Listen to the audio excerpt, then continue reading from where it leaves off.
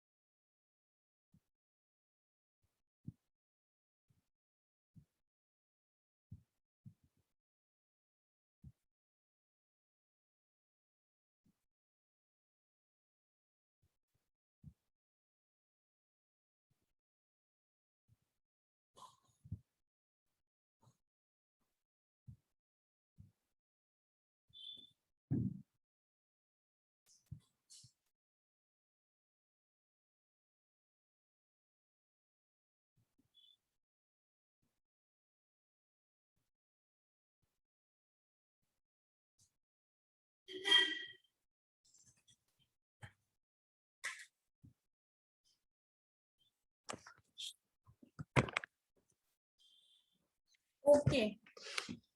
Is my voice audible? Is my voice audible?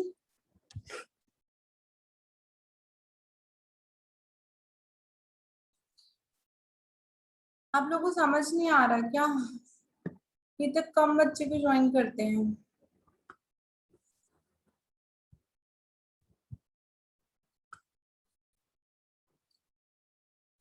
चलो, this is all about your action potential पढ़ लिया हमने, ठीक है। अब हमें पढ़ना है, हमने बोला कि आप एक्शन पोटेंशियल जनरेट हो गया इस पॉइंट पे, लेकिन वो आगे ट्रैवल करेगा towards your axon, that is called as nerve impulse. So how does the action potential propagate? So next हमारा पॉइंट है propagation of action potential, that how it is propagated from this, जहां पे stimulus आया वहां से पूरी neuron पे कैसे कैसे वो प्रोपोगेट करेगा, that we have to study। ठीक है, समझ आया हमें क्या पढ़ना है? Is this point clear to everyone? तो ये क्या हुआ? An action potential is a localized electrical event। मैंने बोला ना लोकल depolarization हो रहा है, उसी पॉइंट पे हो रहा है। तो जो एक्शन पोटेंशियल होता है is a localised electrical event at a specific point of stimulation. जिस पॉइंट पे स्टिमुलेशन हुआ है उसी पॉइंट पे लोकलाइज होता है। जो न्यूरॉन यूजुअली कहाँ पे स्टिमुलेट होती है? At the dendrite. Stimulus usually, हमेशा नहीं, एक्सेप्शंस होते होंगे कहीं ना कहीं, बट यूजुअली डेंड्राइट्स, ये जो ऊपर डेंड्राइट्स होते हैं ना, वहां पे आपका स्टिमुलस आता है। A neuron is usually stimulated at its dendrites. The resulting action potential then travel along the axon to the other end of neuron. इस एंड पे आया और इससे दूसरे एंड तक ट्रैवल करेगा। So the action potential will travel. तो जो आपका एक्शन पोटेंशियल होता है ना, वो आगे आगे जाता है, जिसे हम बोलते हैं नर्व इम्पल्स। बट अगर हम एक्चुअली बात करें तो एक्चुअली आपका एक्शन पोटेंशियल खुद नहीं ट्रैवल करता, but each action potential triggers by local current flow of a new adjacent area of memory. इसका क्या मीनिंग? इसका क्या मीनिंग है? इसका मीनिंग ये है कि जो आपका एक्शन पोटेंशियल होता है वो कैसे कैसे आगे जाता है। Suppose this is my axon, ठीक है। अभी क्या हुआ, यहाँ पे आपका स्टिमुलस आया तो ये एरिया आपका डीपोलराइजेशन के टूवर्ड्स जाएगा। क्या होगा? डीपोलराइजेशन हो रहा है मतलब सोडियम अंदर जा रहा है, तो यहाँ पे आपका पॉजिटिव हो जाएगा और बाहर आपका नेगेटिव है। अब क्या होगा? अब जो इसके साथ वाला एरिया है, मतलब जिसके साथ वाला एडजेसेंट एरिया है, वहां पे क्या है? वहां पे भी अंदर नेगेटिव ही है और बाहर पॉजिटिव ही है। पूरे एरिया में यही चीज है, क्योंकि जहां पे स्टिमुलस आया वहां पे डीपोलराइजेशन हुई। अब जब यहाँ पे डीपोलराइजेशन हो गई तो ये जो पॉजिटिव चार्जेस है वो इस साइड, इस डायरेक्शन में मूव करते हैं, और ये जो पॉजिटिव है ये इस डायरेक्शन में मूव करते हैं।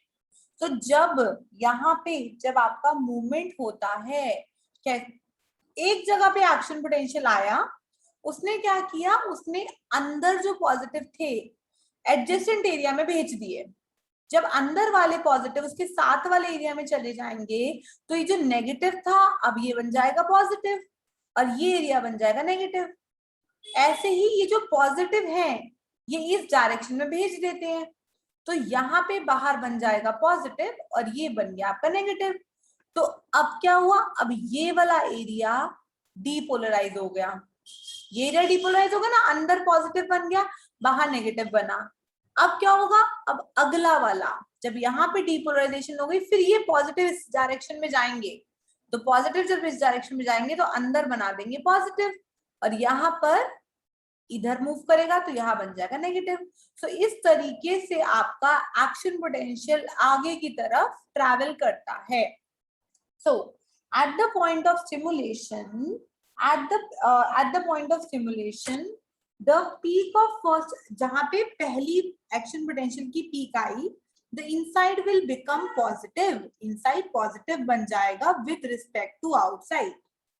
ये जो रिवर्सल है, सच रिवर्सल ऑफ पोलैरिटी कॉजेज, आपका रिवर्सल होगा ना पोलैरिटी का, पहले आपका जो रेस्टिंग था अंदर नेगेटिव था अभी वो पॉजिटिव बन गया। सो आपकी जो रिवर्सल हुई पोलैरिटी की उसने क्या किया, it causes the electrical current to flow between the site of action potential and the adjacent region of the membrane.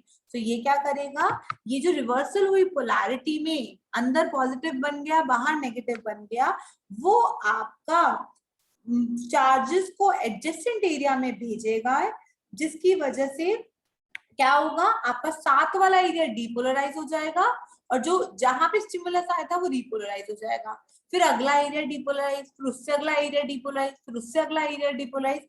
तो इस तरीके से आपका डीपोलराइजेशन होता है। और हमेशा याद रखना, जो ये मूवमेंट होता है ना आगे की तरफ या पीछे की तरफ, हमेशा केटायंस का मूवमेंट होता है, कभी भी एनायन का मूवमेंट नहीं होता। मैंने आपको यहाँ पे दिखाया ना कि अभी डीप इस पॉइंट पे आया, यहाँ पे डीपोलराइजेशन हो गई तो अंदर बन गया पॉजिटिव बाहर बन गया negative. Since it is a localise, तो आगे वाला एरिया तो आइडियल जैसा है ना, बाहर पॉजिटिव अंदर नेगेटिव। अब क्या करेगा, अब ये जो पॉजिटिव है ये आपका इस साइड में मूव करेगा, तो ये नेगेटिव वाला बन जाएगा पॉजिटिव और ये बच जाएगा नेगेटिव। तो यहाँ पे आपके केटायंस मूव कर रहे हैं और सिमिलरली ये आपके, मैंने बोला इस डायरेक्शन में मूव करेंगे, सो ये बन जाएगा पॉजिटिव और ये बन गया नेगेटिव। सो आइडियली जो आपके केटायंस होते हैं वो फ्लो करते हैं, cations flow through the cytoplasm, कहां से, from the region of action potential to the next area and then to the next area, then to the next area, ऐसे से करके आगे की तरफ एक्शन पोटेंशियल जनरेट होता है। दिस डीपोलराइजेस, इसने क्या करा, नेक्स्ट सेगमेंट को डीपोलराइज कर दिया। This depolarises the next segment to the threshold potential and in turns आपके वही सब दोबारा हो जाएगा चालू। क्या हो जाएगा दोबारा चालू, आपका हाइपर पोलराइजेशन होगा, वो पूरा स्टेप यहाँ पे फॉलो होगा। सो हमेशा आपका डीपोलराइजेशन ट्रैवल करता है आगे की तरफ। The action potential never move backward. अभी क्यों बोला action potential never move backward, क्योंकि हमेशा मैंने आपको बोला हम इनसाइड के रिस्पेक्ट में बात करेंगे। सो इनसाइड कभी भी पीछे की डायरेक्शन में नहीं जाएगा, इनसाइड हमेशा आगे की डायरेक्शन में जाएगा। So the action potential never move backward. समझ आया, यहाँ तक क्लियर है कि how does your action potential will travel. So this is how there is a propagation of action potential. Clear, यहाँ तक क्लियर है सबको, यहाँ तक क्लियर है, नहीं clear?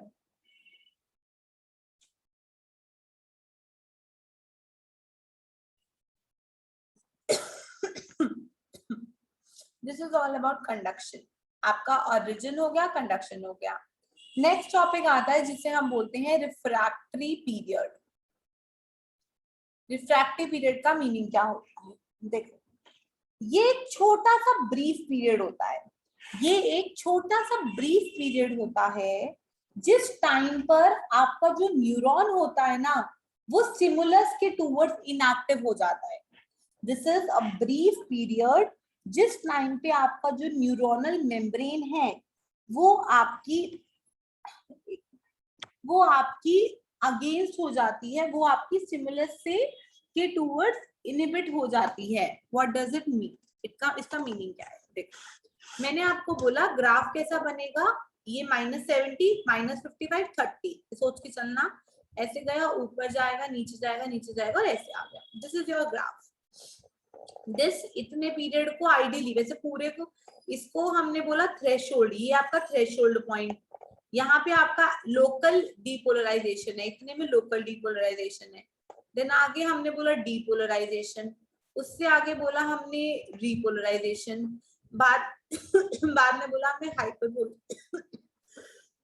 Hyperpolarisation and this is your resting membrane potential. देखो अब क्या हुआ इस पीरियड में, मैंने आपको क्या बताया, इन सबको हटा दो एक बार, ये ग्राफ है, अरे भाई ग्राफ है, रुको ग्राफ है ऐसे। अब क्या होता है, व्हाट इज रिफ्रैक्टरी पीरियड? क्या हुआ, यहाँ पे आपको एक स्टिमुलस आया, इस पॉइंट पे एक स्टिमुलस आया, उस पॉइंट पे local depolarisation, depolarisation, repolarisation, hyperpolarisation. अब सपोज ये अभी स्टार्ट हुआ, ये ऊपर गया इसके टूवर्ड्स, ठीक है, ऐसे जा रहा है, अभी तक पूरा ऊपर तक नहीं पहुंचा, एक और स्टिमुलस इस पॉइंट पर आ गया, एक और स्टिमुलस इस पॉइंट पर आ गया। तो मुझे सोच के बताओ, एक वेव ऑलरेडी चल रही है, तो क्या दूसरा स्टिमुलस आने की वजह से दूसरी वेव भी साथ में चालू हो जाएगी? यस और नो? उसी पॉइंट पर दूसरा स्टिमुलस एक और आ गया, तो क्या दोबारा चालू होगी या नहीं होगी? अब हमें इसमें कंफ्यूजन है कि एक के बाद एक की स्टिमुलस चालू होगा या नहीं होगा। इसमें कॉन्सेप्ट आता है रिफ्रैक्टरी पीरियड का। रिफ्रैक्टरी पीरियड दो टाइप के होते हैं, एक होता है एब्सोल्यूट रिफ्रैक्टिव पीरियड, दूसरा होता है relative refractory period. Absolute refractory period क्या होता है? एब्सोल्यूट रिफ्रैक्टरी पीरियड होता है आपका ये डीपोलराइजेशन तक का पार्ट प्लस 1/3 ऑफ रीपोलराइजेशन, जो पूरा रीपोलराइजेशन है उसका 1/3, यहां तक का जो स्टेज होता है इसे बोलते हैं एब्सोल्यूट रिफ्रैक्टरी पीरियड। इसके बाद जो बचा हुआ फेज होता है सारा का सारा, बचा हुआ 2/3 of repolarisation and your hyperpolarisation, this is called as relative refractory period. Relative और एब्सोल्यूट समझ आया? फिर बताती हूँ उसमें होता क्या है। यहां तक समझ आया कि एब्सोल्यूट में क्या होगा, complete depolarisation plus 1/3 of the repolarization is your absolute refractory period, and बचा हुआ remaining 2/3 of repolarization and all the hyperpolarization will come under relative refractory period. So refractory period is a brief period. It is a brief period during, हाँ वही बता दूं, refractory period is a brief period, छोटा सा period है, during which बता रही during which, पहले ही लिख लो रिफ्रैक्टरी पीरियड की डेफिनेशन फिर बताती हूँ। It is a brief period during which neuronal membrane, it is the brief period during which the neuronal membrane is insensitive to stimulus. It is insensitive to stimulus, कि दूसरा वाला भी stimulus आया तो उसके अगेंस्ट इनसेंसिटिव हो गई, वो चेंज ही नहीं कर रही, तो इसको बोलते हैं रिफ्रैक्टरी पीरियड। बट जो रिफ्रैक्टरी पीरियड होता है वो दो पार्ट में डिवाइड होता है, absolute refractory period and relative refractory period. Absolute refractory period क्या होता है? Absolute refractory period is a response to the period of, क्या रिपीट करूं आशु? आशु क्या रिपीट करूं? डेफिनेशन है, it is the brief period, it is the brief period during which, it is the brief period during which neuronal membrane is insensitive to stimulus. It is the brief period during which the neuronal membrane is insensitive to stimulus. So absolute refractory period क्या होता है? Absolute refractory, एक minute रुकना, absolute refractory period is a response. It is a response to the period of depolarization and 1/3 of repolarization. Absolute क्या है? Complete depolarisation plus 1/3 of repolarization. जब भी आपका एब्सोल्यूट डीपोलराइजेशन हो, एब्सोल्यूट रिफ्रैक्टरी पीरियड होता है, during absolute refractory period no stimulus, कोई भी स्टिमुलस चाहे कितना भी स्ट्रॉन्ग होगा, चाहे कितना भी स्ट्रॉन्ग होगा, वो आपका कोई भी स्टिमुलस आगे ट्रैवल नहीं करने देगा. जब भी एब्सोल्यूट रिफ्रैक्टरी पीरियड चल रहा होता है, कोई दूसरा स्टिमुलस आ गया, सॉरी, अब दूसरा स्टिमुलस क्या हो सकता है? स्ट्रॉन्ग भी हो सकता है, वीक भी हो सकता है. वीक होगा तो वैसे भी वो ट्रैवल नहीं करेगा, लेकिन कितना भी स्ट्रॉन्ग हो, एब्सोल्यूट रिफ्रैक्टरी पीरियड में वो आगे ट्रैवल नहीं कर पाएगा. लेकिन जो आपका रिलेटिव रिफ्रैक्टरी पीरियड होता है ना, उसमें अगर कोई स्टिमुलस आता है तो अगर वो स्ट्रॉन्ग होगा तो वो आपका दोबारा से एक्साइटेशन करा सकता है. बट एब्सोल्यूट में चाहे वीक हो चाहे स्ट्रॉन्ग हो, आपका कोई दोबारा एक्साइटेशन नहीं होगा. बट अगर रिलेटिव रिफ्रैक्टरी पीरियड में आएगा तो आपका वीक वाला तो नहीं कर पाएगा, लेकिन स्ट्रॉन्ग वाला आपका ट्रैवल करा पाएगा. So only the strong stimuli can produce action potential during the relative refractory period. Is it clear to everyone? Is it clear or not?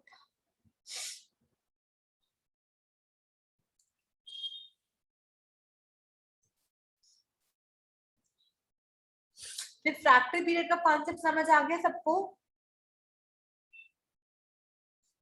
ठीक है. इसके बाद अब हम कल पढ़ेंगे, छोटा सा एक टॉपिक है सैल्टेटरी कंडक्शन, और उसके बाद हम साइनेप्सिस पढ़ेंगे. ठीक है. अभी तक हमने पढ़ लिया एक्सॉन तक चली गई चीज, एक्सॉन से ट्रैवल होके एंड में नर्व एंडिंग तक आ गई. अब इधर क्या होगा? What is here? यहाँ पे क्या होगा? उसको हम साइनेप्टिक जंक्शन वगैरह बोलते हैं, वो सब हम पढ़ेंगे. सो डेंड्राइट से चालू होके एक्सॉन से लास्ट तक पहुंच गई.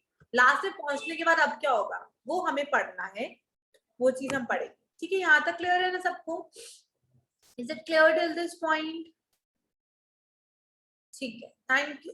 Thank you so much.